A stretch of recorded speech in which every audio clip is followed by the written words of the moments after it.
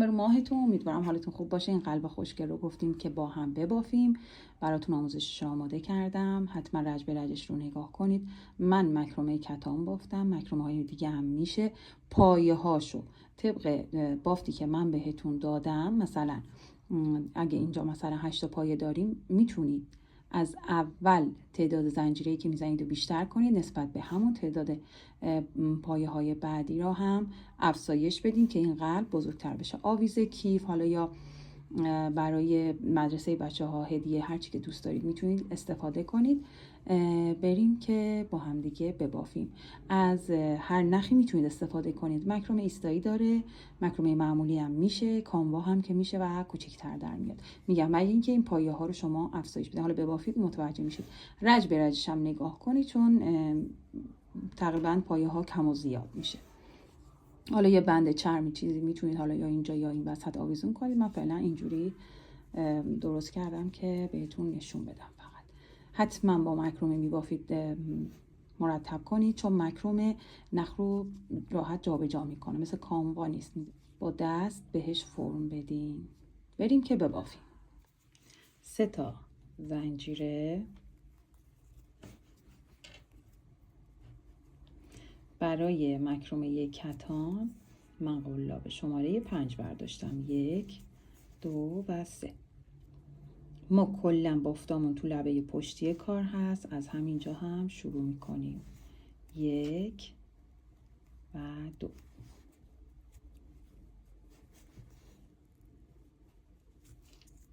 به این شکل 1 زنجیره برمیگردم. توی هر کدوم از پایه ها 2 تا پایه کوتاه از لبه پشتی من میبافم. 1 2 تا. اینم بعدیش. 1 2. پایه هامون شده 4 تا. 1 زنجیره توی هر کدوم یه پایه کوتاه از لبه پشتی. کل بافتمون پایه لبه پشتیه. اگه من نگفتم فکر نکنید که مثلا معمولی ببافید. 1 2 تا 3 4می هم این پایه است. اگه گم میکنید اولی و آخری رو میتونید مارکر بذارید. پس رفت و برگشت 4 تا پایه داشتیم. برای رفتن به رج بعد توی تمام پایه ها 1 زنجیره میزنید و کار رو برمیگردونید. توی این رج 3 تاشو تک میبافم. 1 2 3. توی 4می 2 تا پایه میبافم. 1 و 2 پایه هم شده 5 تا. به این شکل 1 زنجیره و برمیگردم. تو همون پایه اول 2 تا پایه میبافم. 1 2. در ادامه تک تک جلو میرم و آخرش 2 4 6 پایه. یه دونه اضافه کردیم. 1 زنجیره و برمیگردم. تک تک پایه ها رو فقط میبافم. 1 2 3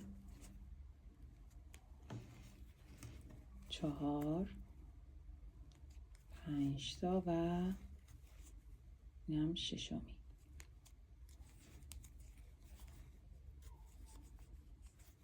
یک زنجیره برمیگردونید. این رج هم فقط با پایه کوتاه جلو میرم. 6 پایه. 1 2 تا 3 4 5 6. یه زنجیره برمیگردونیم. ببینید بافتمون به این شکل افزایش پیدا کرده. توی این رج 1 پایه 2 تا پایه 3 و 4 پایه رو تک جلو رفتم. اینجا میخوام کم کنم. 5 یه دونه و از 6می هم یه دونه گرفتم. یکیش میکنم. توی این رج 5 تا پایه داریم. 1 زنجیره و برمیگردیم. تمام پایه ها از لبه پشتی پایه کوتاه بافته میشه. 1 2 3 4 5. به این شکل 1 زنجیره برگردیم. 5 تا پایه رو دوباره میبافم. 1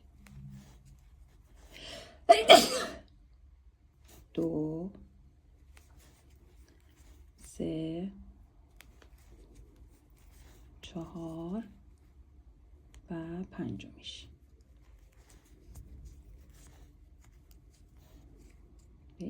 1 زنجیره کار رو برمیگردونم.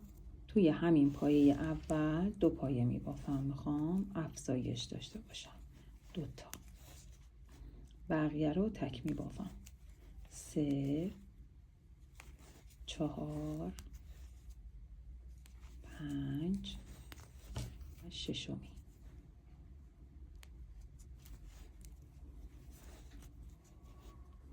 این شکل 1 زنجیره برمیگردم روی همه پایه های پایه کوتاه. 1 2 3 4